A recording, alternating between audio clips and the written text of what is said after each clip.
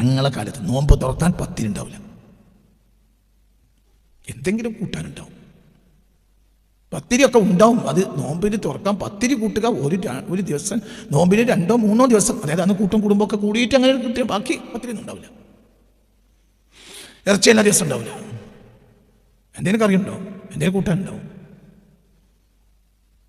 പിന്നെ ഉച്ചക്കത്തെ കഞ്ഞി രാത്രി മകരിന് അങ്ങനെ കഴിക്കും.